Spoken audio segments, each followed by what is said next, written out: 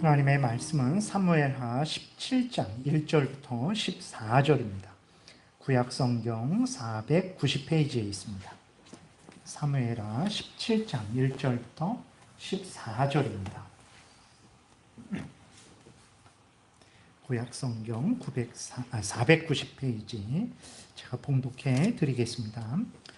아히도벨이 또 압살롬에게 이르되 이제 내가 사람 12,000명을 택하게 하소서. 오늘 밤에 내가 일어나서 다윗의 뒤를 추적하여 그가 곤하고 힘이 빠졌을 때 기습하여 그를 무섭게 하면 그와 함께 있는 모든 백성이 도망하리니 내가 다윗 왕만 쳐 죽이고 모든 백성이 당신께 돌아오게 하리니 모든 사람이 돌아오기는 왕이 찾는 이 사람에게 달렸습니다. 그리하면 모든 백성이 평안하리이다 하니 압살롬과 이스라엘 장로들이 다 그 말을 옳게 여기더라. 압살롬이 이르되 아렉 사람 후세도 부르라. 우리가 이제 그의 말도 듣자 하니라. 후세가 압살롬에게 이르매 압살롬이 그에게 말하여 이르되 아히도벨이 이러이러하게 말하니 우리가 그 말대로 행하랴. 그렇지 아니하거든 너는 말하라 하니 후세가 압살롬에게 이르되 이번에는 아히도벨이 베푼 계략이 좋지 아니하니이다 하고 또 후세가 말하되 왕도 아시거니와 왕의 아버지와 그의 추종자들은 용사라. 그들은 들에 있는 곰이 새끼를 빼앗긴 것 같이 격분하였고 왕의 부치는 전쟁에 익숙한 사람인즉 백성과 함께 자지 아니하고 지금 그가 어느 굴에나 어느 곳에 숨어 있으리니 홍 무리 중에 몇이 먼저 엎드러지면 그 소문을 듣는 자가 말하기를 압살롬을 따르는 자 가운데에서 패함을 당하였다 할지라. 비록 그가 사자 같은 마음을 가진 용사의 아들일지라도 낙심하리니 이는 이스라엘 무리가 왕의 아버지는 영웅이요 그의 추종자들도 용사인 줄 알미니이다. 나는 이렇게 계략을 세웠나이다. 온 이스라엘을 단부터 부활 세바까지 바닷가에 많은 모래같이 당신께로 모으고 친히 전장에 나가시고 우리가 그 만날 만한 곳에서 그를 기습하기를 이슬이 땅에 내림같이 우리가 그의 위에 덮여 그와 그 함께 있는 모든 사람을 하나도 남겨두지 아니할 것이요.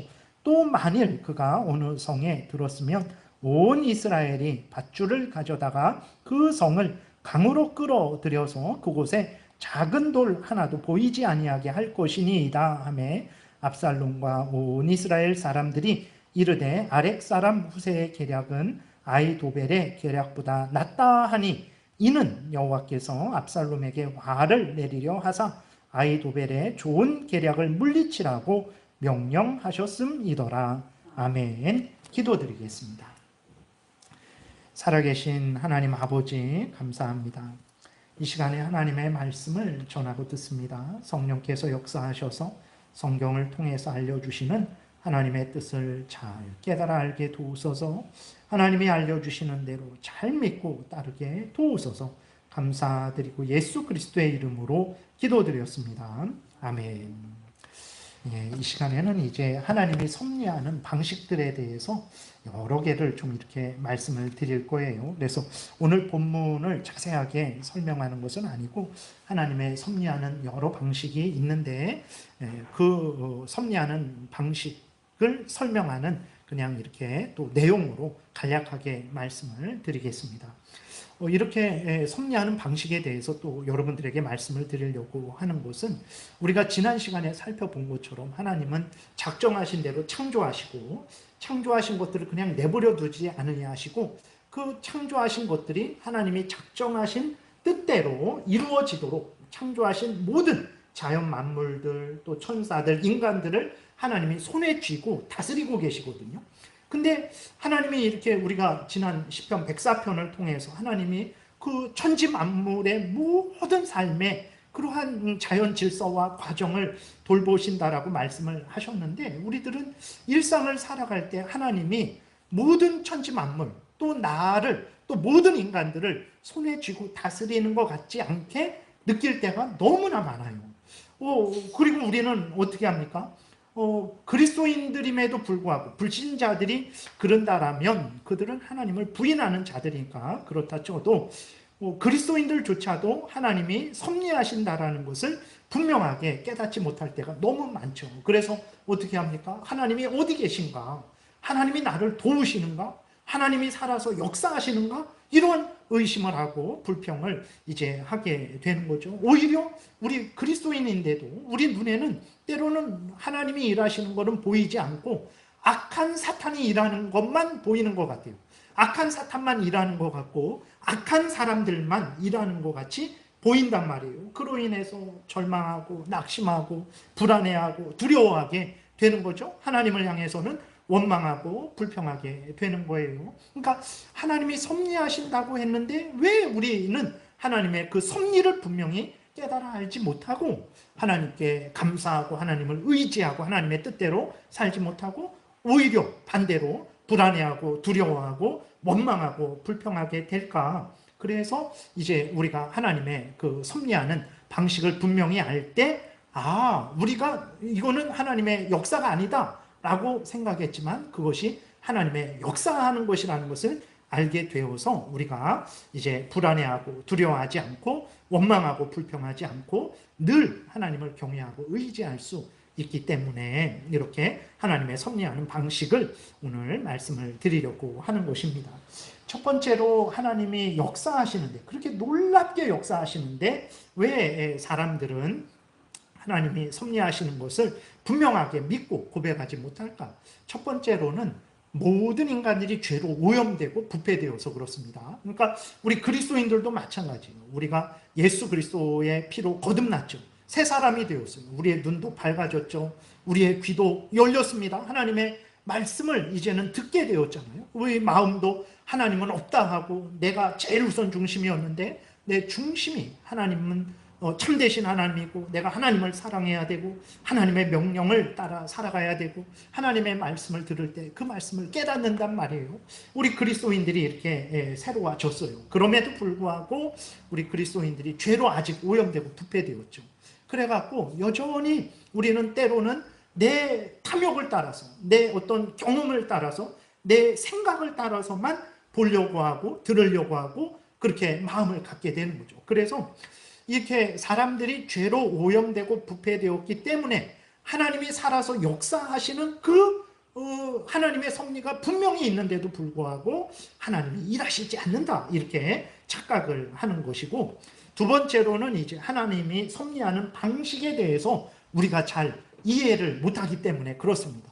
하나님이 분명히 섭리하시는 건데 우리는 아니다 라고 우리 마음대로 그렇게 제하는 거죠. 그래서 우리가 하나님의 섭리는 이런 식으로만 해야 하나님의 섭리지 우리 마음대로 그렇게 해서 우리 마음에 들지 않으면 하나님의 섭리는 없다 이렇게 착각을 하기 때문에 하나님이 일하지 않는 것처럼 그렇게 보이는 것이거든요. 그래서 하나님이 섭리하시는 방식이 어떤 방식인지에 대해서 오늘 살펴보고자 합니다. 하나님은 섭리하실 때 모든 천지 만물을 손에 쥐고 다스리실 때 우리 개인의 인생은 물론이거니와 생사화복은 물론이거니와 온 나라의 온 세상의 흥망성쇠를 주장하시고 다스리실 때 하나님은 어떤 방법으로 섭리하시냐 그랬을 때 첫 번째로는 기적의 방식으로 섭리하시고 두 번째로는 자연 질서를 사용하시는 방식으로 섭리하시고 세 번째로는 하나님은 인간의 자유의지를 사용하셔서 섭리하시고 또 네 번째로는 인간이 보기에 우연한 방식을 사용을 하세요. 그리고 놀라운 것은 하나님이 섭리하실 때 악한 사탄 마귀도 사용하시고 악인들도 사용하시고 고난도 사용하세요. 하나님은 그러니까 모든 것을 통해서 하나님의 뜻을 이루어가고 계시죠. 근데 우리들은 어떻게 생각합니까? 하나님이 모든 것을 통해서 하나님의 뜻을 이루어가고 계신데 우리들은 이렇게 우리들 나름대로 기준을 정하는 거예요. 그래서 하나님이 역사하시는 것은 기적만이 있을 때, 놀라운 일이 있을 때만 하나님이 역사하시는 것이다 라고 이러한 기준을 정해서 기적이 있을 때만 하나님이 일하신 것이다 라고 생각을 하죠. 여러분 이렇게 내가 아침에 일어나서 아침에 이렇게 세수를 하고 밥을 먹고 직장에 나가요. 여러분 이러한 지금 내가 아침에 일어나서 세수하고 밥을 먹고 직장에 나가는데, 이것이 하나님이 모세를 통해서 이스라엘 백성들 앞에서 홍해를 가르신 것보다 못한 일이겠습니까? 우리는 그렇게 생각하죠. 우리는 항상 하나님 앞에 원하는 것이 무엇입니까? 내가 정말 오병이어의 기적을 한 번이라도 체험했으면, 광야에서 만나가 내리는 걸 한 번이라도 내가 그 만나를 먹었으면, 정말 나는 절대로 평생에 하나님을 떠나지 않고 배신하지 않고 하나님께 마음과 뜻과 목숨을 다해서 이제 하나님을 섬길 텐데, 그런 역사가 나에게 없어서 내가 하나님을 확신할 수 없고 내가 신앙생활을 힘있게 할 수 없다, 이런 생각을 가끔 하죠. 그러니까 우리들은 무슨 생각을 하냐면, 기적이 있을 때에만 하나님이 역사하는 것으로 생각을 하는 거예요. 그러니까 내가 아침에 일어나서 세수를 하고 밥을 먹고 왜 직장에 이렇게 나가는 그것은 하나님이 역사하신 것으로 생각을 안 하는 거예요. 그러나 절대로 그렇지 않습니다. 먼저 하나님은 섭리하실 때 물론 기적을 사용하세요.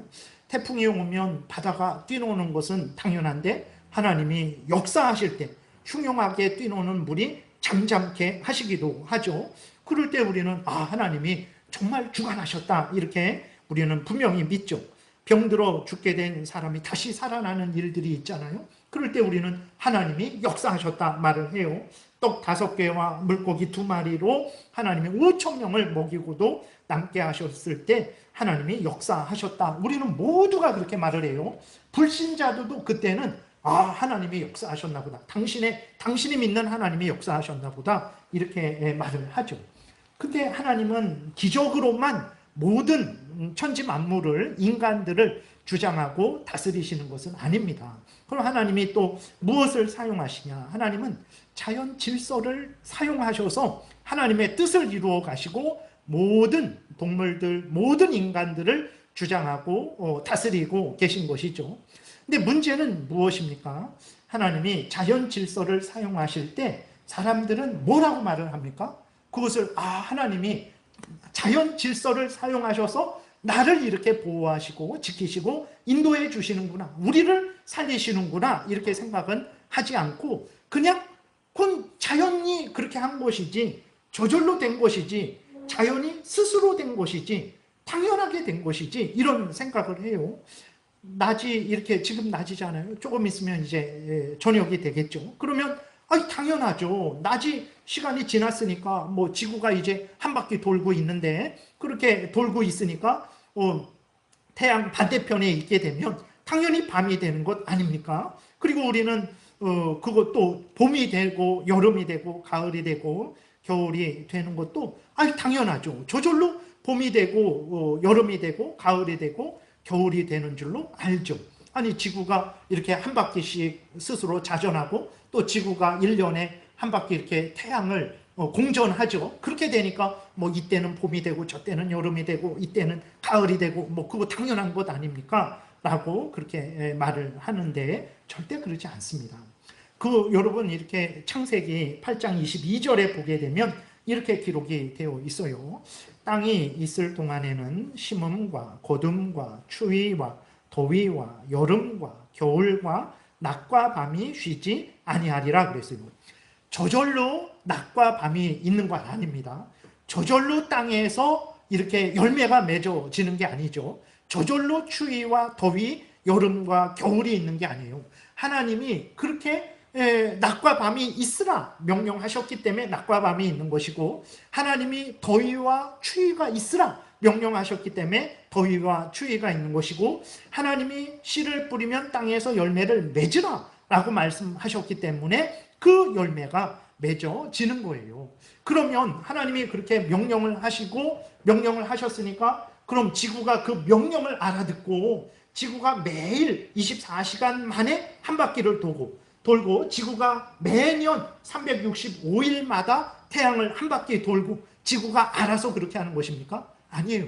하나님께서 그렇게 질서를 정하시고 하나님이 이 지구를 붙드셔서 하나님이 24시간 동안 한 바퀴 돌게 하시고 하나님이 1년의 태양을 한 바퀴 돌게 하시기 때문에 낮과 밤이 있는 것이고 봄이 있고 여름이 있고 가을이 있고 겨울이 있다는 것을 우리는 분명히 깨달아 알아야 됩니다. 근데 우리 하나님이 이렇게 자연 질서를 통해서 온 천지 만물, 모든 인간들, 식물들, 동물들을 하나님이 보존하시고 다스리시고 살리시고 인도하시는데 우리는 그것을 보고 뭐라고 말을 하냐면 우연히 그렇게 된 것이다.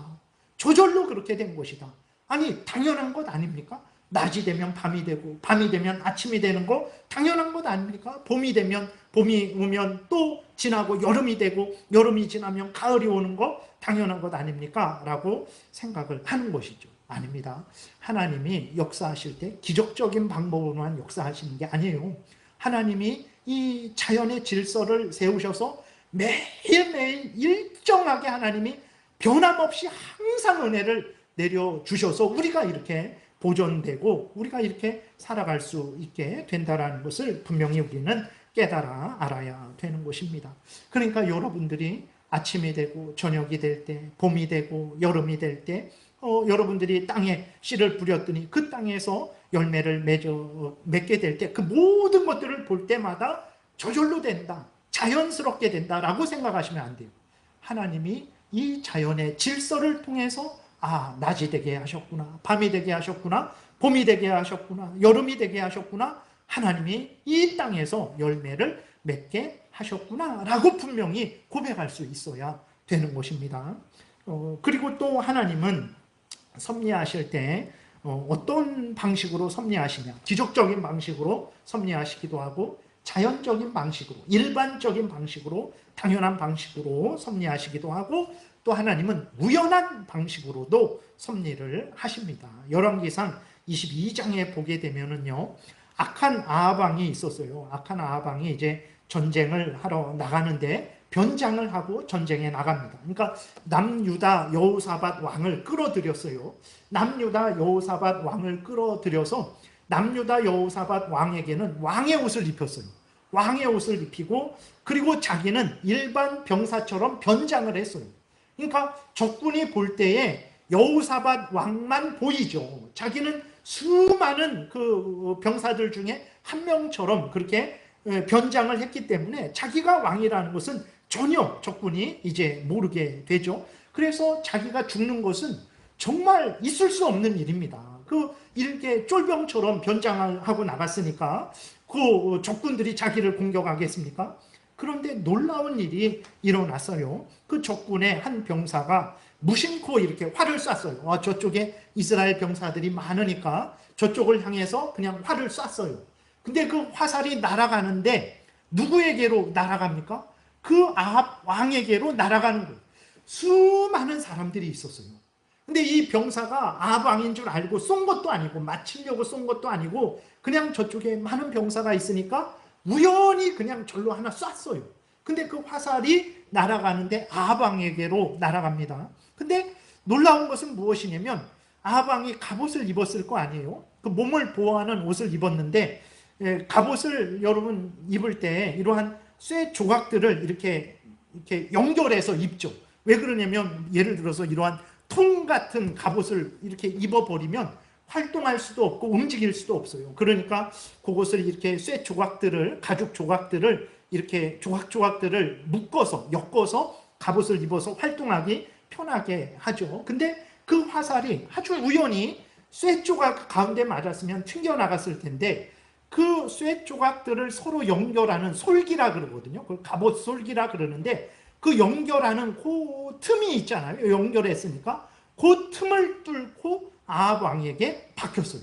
그래서 아합 왕이 그 화살을 맞고 죽게 되거든요. 그러니까 우리는 이 일을 봤을 때 뭐라고 말합니까? 아합 왕이 우연히, 표현이 참 죄송하지만 재수 없어서 죽었구나 이런 생각을 해요. 왜 그러냐면 그 적군이 화살을 쏠 때에도 아합 왕을 죽이려고 쏜 것도 아니고 알고 쏜 것도 아니고 그냥 우연히 화살을 쐈는데 그 화살이 또 아합 왕에게 날아갔고 그냥 그 쇠 조각에 맞았으면 튕겨나갔을 때 그것도 아니고 그 갑옷 솔기 그 사이를 뚫고 들어가서 아합 왕에게 맞았으니까 재수가 없어서 우연히 죽었구나 라고 우리는 생각을 하게 되죠. 그러나 절대로 그러지 않습니다. 이것은 우리가 봤을 때에는 우연히 일어난 일이지만 하나님이 거기에 대해서 우연한 일이 아니다라고 분명하게 말씀을 하세요. 열왕기상 22절에 우리 한 목소리로 같이 읽어보겠습니다. 왕이 이미 죽음에 그의 시체를 메어 사마리아에 이르러 왕을 사마리아에 장사하니라. 그 병거를 사마리아 못에서 씻음에 개들이 그의 피를 핥았으니 여호와께서 하신 말씀과 같이 되었더라. 거기는 창기들이 목욕하는 곳이었더라. 이렇게 기록이 되어 있어요. 그러니까 아합 왕이 그 전쟁터에 나가서 병거에서 내려오지도 못하고 병거에서 죽어요. 그 병거에 아합 왕의 피가 가득합니다.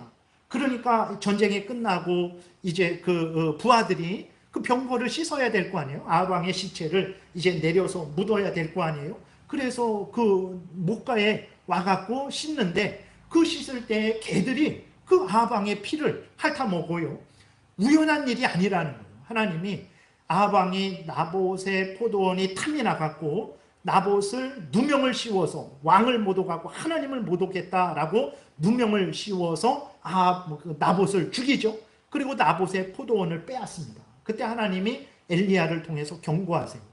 너가 나봇을 악하게 죽였으니 너도 그렇게 악하게 죽임을 당할 것이고 나봇의 피를 개들이 핥았는데 너의 피를 개들이 핥을 것이다 라고 하나님이 엘리야를 통해서 말씀하셨어요.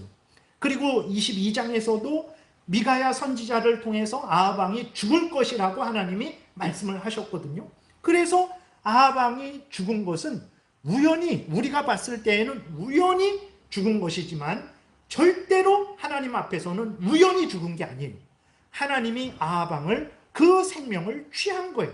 하나님이 그 생명을 취하는데 어떤 방식으로 취하냐면 우연한 방식으로 취하는 거예요.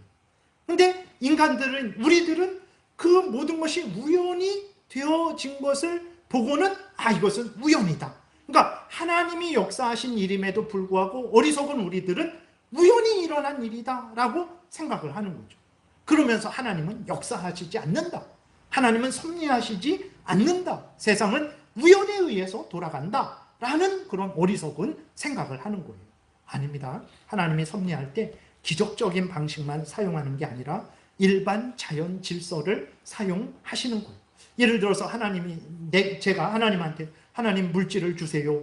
하나님이 어떤 방식으로 우리에게 물질을 주시겠습니까? 때로는 없는 것을 만들어 주실 수도 있는 하나님이시고, 아니면 어떤 생전 연락도 안 하던 사람에게 연락을 받고 그 사람을 통해서 물질을 체험받기도 하죠. 그러한 간증을 많이 듣지 않습니까? 그런 경험을 종종 하지 않습니까? 전혀 기대도 하지 않았는데 그러한 기대하지 않았던, 예상하지 못했던 경로를 통해서 우리가 지원을 받는 일들도 있잖아요. 그리고 그랬을 때 우리는 하나님이 역사하셨다 그러지만 하나님이 그런 방식으로만 일하시는 게 아니에요.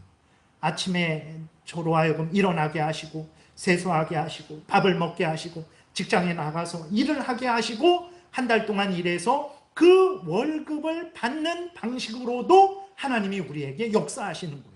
그러니까 하나님 저에게 물질을 주세요. 제가 물질이 필요합니다 라고 했을 때 우리는 하나님의 섭리를 기적적으로 하나님이 채워주셔야만 하나님이 역사하셨다라고 하는데 아니에요. 기적적인 방식으로도 채워주시기도 하지만 내가 열심히 일해서 얻는 자연스러운 방식으로, 당연한 방식으로도 하나님이 채워주시는 거예요. 근데 우리는 내가 일해서 얻은 것은 내가 일해서 얻은 것이고 하나님이 기적적으로 주시지 않았으니까 섭리하시지 않았다 이렇게 착각을 하는 것이고, 우연한 일도 마찬가지죠.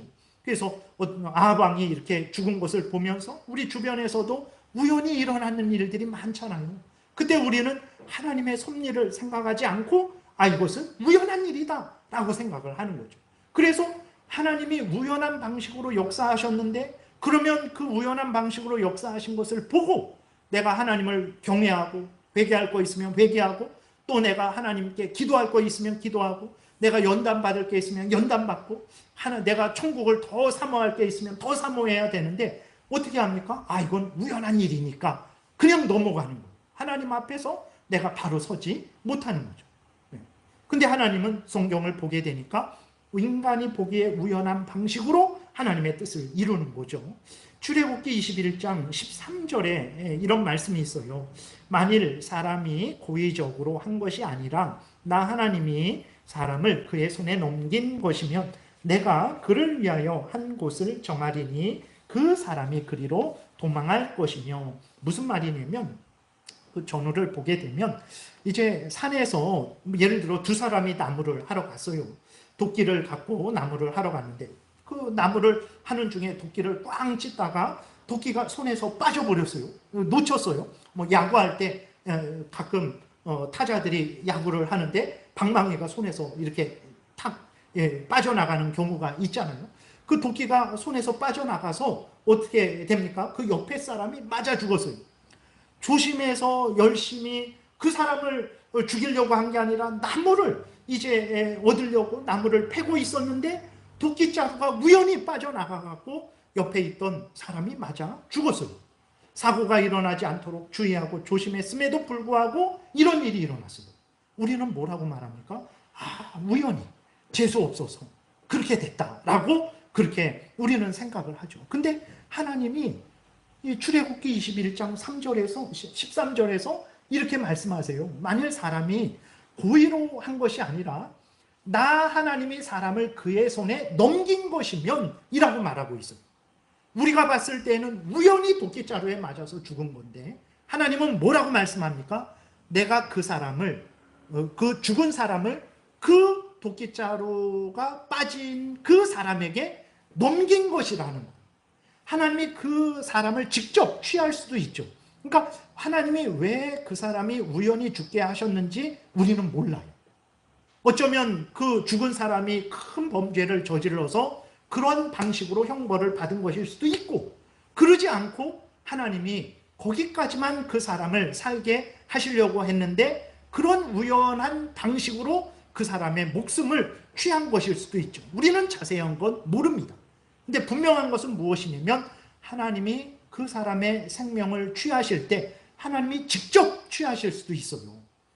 잠을 잘 때 취하실 수도 있고, 병에 걸리게 하셔서 그 사람을 취하실 수도 있고, 아니면 우연한 사고로 그 사람을 취하실 수도 있는 거죠. 그러니까 우리들은 우연히 일어난 사고를 우연으로 생각하지만 그러지 않고 다시 믿음의 눈을 뜨고 보니까 하나님이 우연한 방식으로 역사하신 거죠. 근데 우리는 그 기적적인 방식으로만, 내가 알고 있는 방식으로만 하나님이 역사하시지 않았다고 해서 우리는 하나님이 섭리하시지 않았다, 이런 잘못된 생각을 이제 하는 거죠. 그리고 또 하나는 이제 오늘 본문인데 하나님이 인간의 자유를 사용을 하십니다. 인간이 마음껏 생각하고 말하고 행동하게 하는 것을 통해서 하나님이 하나님의 뜻을 이루세요. 오늘 본문은 어떤 내용이냐면 압살롬이 반역을 일으켰어요. 반역을 일으켜서 이제 예루살렘 성을 점령했습니다. 다윗은 도망갔어요. 다윗은 도망가갖고 이제 두려워하고 있는 거죠. 예루살렘을 점령했는데 아히도벨이 이제 그러니까 그 예루살렘을 점령해서 다윗만 죽이면 모든 것이 끝나는 아주 상황이죠. 거의 90% 반역을 완성을 한 거예요. 그래서 다윗만 죽이면 되는데 그때 아히도벨이 압살롬 편이었어요. 아히도벨은 어떤 사람이냐면 너무나 지혜로운 사람, 가장 지혜로운 사람이라서 아히도벨의 말을 하나님의 말과 같이 여겼어요. 사람들이 아히도벨의 말을 따르면 모든 것이 잘 됐어요. 그만큼 대단한 지혜로운 사람이었어요. 근데 그 아히도벨이 이제 말을 하죠. 압살롬에게 군사 12,000명만 주세요. 그럼 내가 지금 당장 다윗을 쫓아가 갖고 그 다윗과 함께 했던 사람들을 겁을 주고 그들은 죽이지 않고 다윗만 내어주게 해서 다윗만 죽이고 남은 백성들은 다 압살롬에게로 돌아오게 하겠습니다. 그러면 이제 완전히 이스라엘 나라를 얻을 수 있을 것입니다 라고 말을 해요. 압살롬도 옳다, 그렇게 하는 것이 옳다라고 그렇게 생각을 하죠. 근데 갑자기 압살롬이 뭐라고 말을 합니까? 그 17장 5절에 보게 되니까 그 아히도벨의 말을 듣고 그렇게 좀 추우세요? 선풍기. 집사님, 권사님은 더우세요? 더우시면 이 선풍기를 키셔서 그렇게 하세요. 예, 그러시면 돼요. 추우신 분들은 약간 요걸 끌까요? 괜찮으신가요? 어떠세요? 추우세요? 안 추우세요? 예. 그래서 좀 이렇게 덥고 추우시면 잘 이렇게 하시면 됩니다. 그래서 다시 돌아와서, 그러니까 그 압살롬도 아히도벨의 말을 옳게 여겼어요. 그대로 행하게 되면 이제 정말 압살롬이 이스라엘을 지배할 수 있게 되었죠. 근데 갑자기 5절에 보게 되니까 압살롬이 이렇게 말을 해요. 압살롬이 이르되 아렉 사람 후세도 부르라. 우리가 이제 그의 말도 듣자. 그러니까 아직까지 아히도벨의 말을 듣고 반역을 거의 완성했습니다. 이제 정말 자기가 왕이 되는 것만 남은 거거든요. 근데 갑자기 압살롬이 후세를 부르라 그래요. 후세는 누구냐면 다윗의 충신입니다. 그래서 전혀 압살롬이 부를 일이 없는 사람이에요. 근데 압살롬이 후세를 부르죠. 그리고 후세한테 또 묻습니다. 그러니까 후세는 지금 쫓아가면 안 되고 내일 쫓아갑시다. 내일 그 수많은 그러한 군인들을 모아서 그냥 그들을 다 쓸어버립시다. 그 말을 압살롬이 옳게 여기는 거예요. 그러니까 이거는 압살롬이 큰 실수를 한 거죠. 아히도벨의 말대로 당장 다윗을 쫓아갔으면 다윗과 함께 했던 사람들은 지치고 정말 놀래서 이렇게 함께 대응을 할 수 없었어요. 그래서 압살롬이 왕이 될 수 있었는데 압살롬이 어리석은 행동을 한 것이고 그 후세의 어리석은 말을 들은 거예요. 그리고 그 말대로 행한 거죠. 그래서 다윗이 더 도망갈 수 있었고 그 전열을 정비할 수 있었던 것이죠. 그러니까 우리는 근데 압살롬만 보고 아히도벨만 보고 후세만 보면 압살롬이 정말 어리석게 했구나. 사람들만 움직여서 그 일이 된 줄 아는데, 근데 여러분 오늘 본문의 14절에 우리 오늘 본문 14절을 함께 읽어보겠습니다. 시작. 압살롬과 온 이스라엘 사람들이 이르되 아렉 사람 후세의 계략은 아히도벨의 계략보다 낫다 하니 이는 여호와께서 압살롬에게 화를 내리려 하사 아히도벨의 좋은 계략을 물리치라고 명령하셨음이더라. 이렇게 기록이 되어 있어요. 그러니까 겉으로 봤을 때에는 아히도벨, 압살롬, 후세, 다른 사람들이 그렇게 움직인 거죠. 근데 그 믿음에 눈을 뜨고 보게 되니까 무슨 일이 있었습니까? 하나님께서 압살롬을 형벌하시기 위해서 하나님께서 그렇게 압살롬을 어리석게 하신 거예요. 그러니까 우리 눈에는 하나님이 보이지 않아요. 그래서 다 인간들이 자기들 스스로 움직인 것만 보이는 거죠. 맞습니다. 아히도벨도 그렇고 후세도 그렇고 압살롬도 그렇고 다 자기가 스스로 움직인 거예요. 근데 그들만 일한 게 아니고 그 이면에 하나님께서 역사하신 거죠. 그래서 압살롬을 어리석게 하신 것이고 결국은 압살롬이 그 반역을 성공하지 못하도록 하나님께서 섭리하신 거예요. 근데 우리 눈에는 인간만 보이니까 저것은 인간이 한 일이다. 하나님이 하신 일이 아니다. 라고 우리는 생각을 하게 되는 거죠. 그리고 또 하나님은 섭리하실 때 선한 사람, 선한 천사, 또 선한 일, 좋은 일만 가지고 사용하시는 것 아닙니다. 우리들은 무능하고 무지하죠. 그래서 우리들은 무슨 일을 하려면 좋은 결과를 만들려면 좋은 것을 가지고 일을 해야 좋은 열매를 맺을 수 있습니다. 우리는 나쁜 것을 좋게 하지 못합니다. 우리는 무능하고 무지하기 때문에 그래요. 그러나 하나님은 전지전능하시죠. 악한 것을 가지고도 좋은 일을 하실 수 있는 분이라는 것을 우리가 분명히 믿어야 되는 것입니다.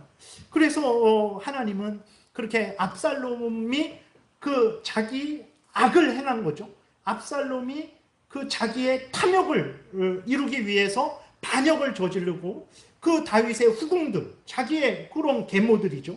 그 동침을 하는 악을 행하고 그 나라의 왕이 되려는 그런 악을 행했죠. 그건 압살롬이 악을 행한 거예요. 그러면 하나님이 그걸 모르셨을까요? 그것을 하나님이 제어할 수 없으셨을까요? 아니에요. 하나님이 다 하셨고 제어하실 수도 있는데도 하나님은 제어하지 않았어요. 그로 인해서 다윗은 쫓겨났고 도망자 신세가 되었죠. 하나님이 왜 그렇게 하셨을까요?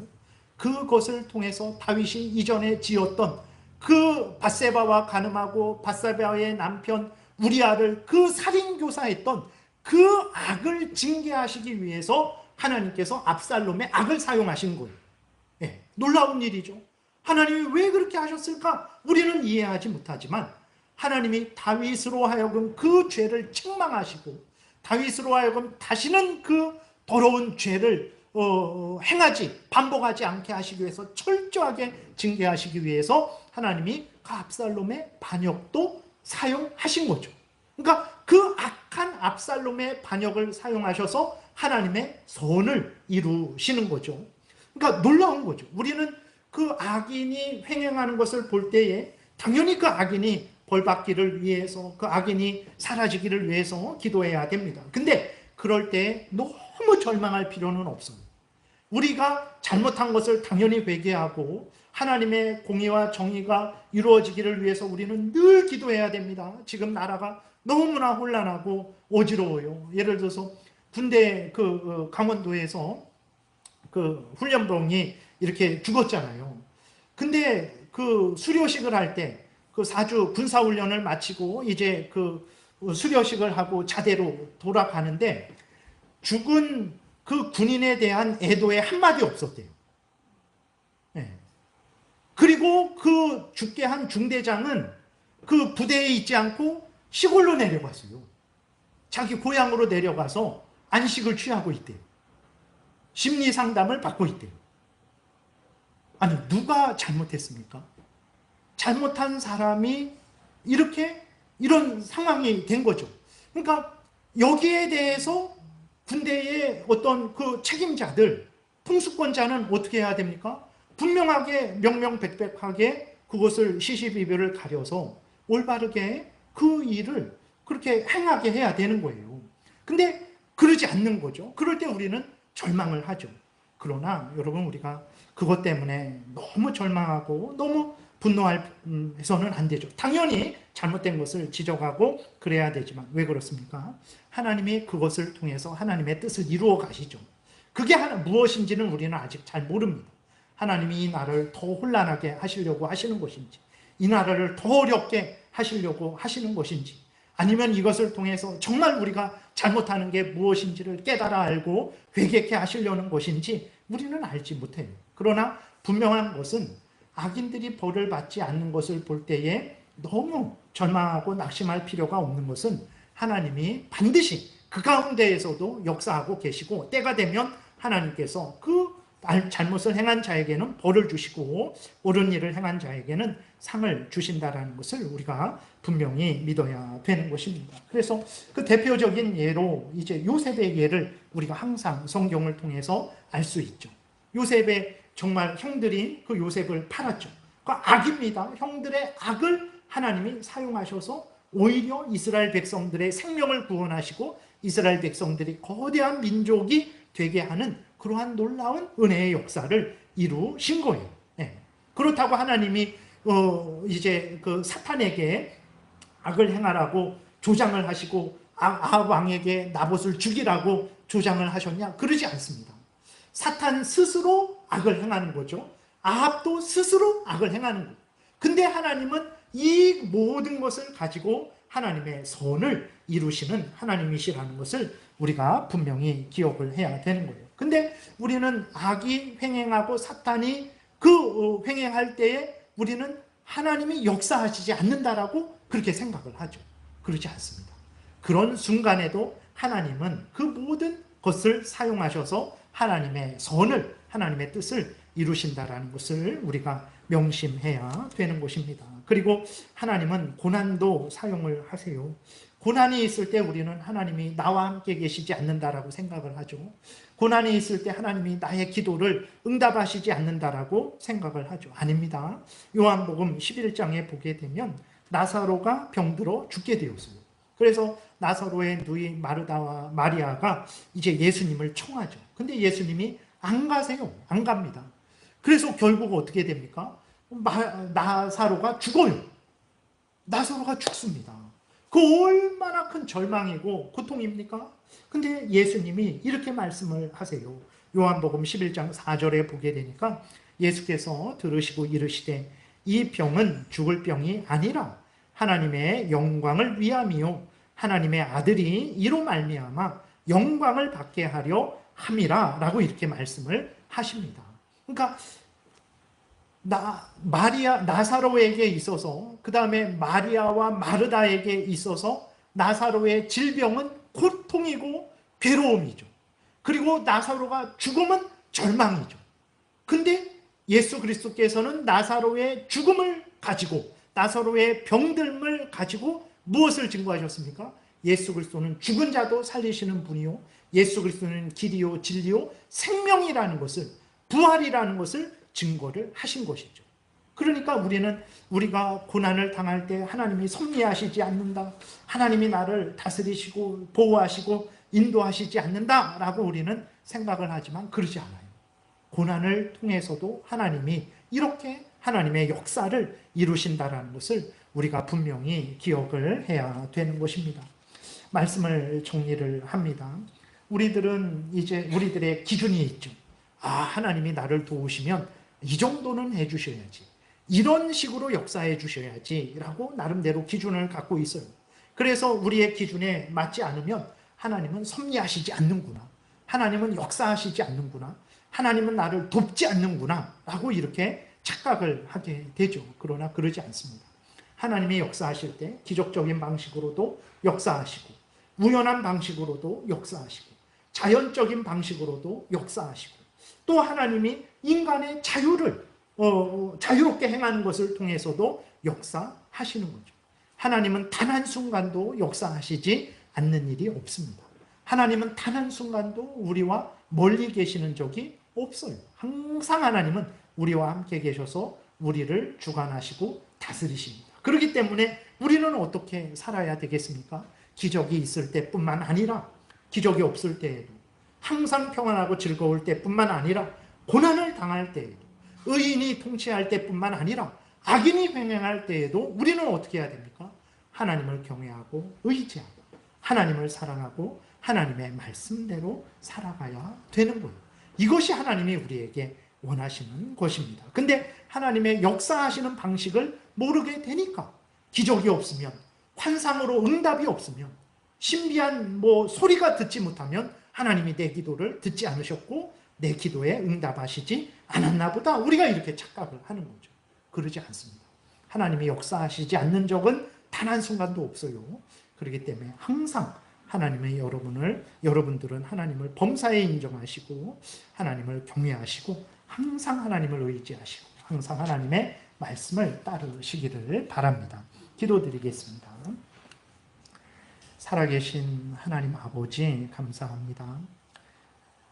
우리들에게 정말 우리 생각대로, 우리 경험대로만 살게 하지 마시고 항상 성경이 알려주시는 대로 생각하고 말하고 행하게 하소서. 하나님의 역사하심을 제한하지 않게 도우시고 항상 눈을 뜨고, 믿음의 눈을 뜨고 하나님의 섭리를 바라보게 하시고, 어떤 형편처지이든지 하나님을 인정하고 의지하고 하나님의 말씀을 따르는 복된 믿음의 삶 살게 도우소서. 감사드리고 예수 그리스도의 이름으로 기도드렸습니다. 아멘.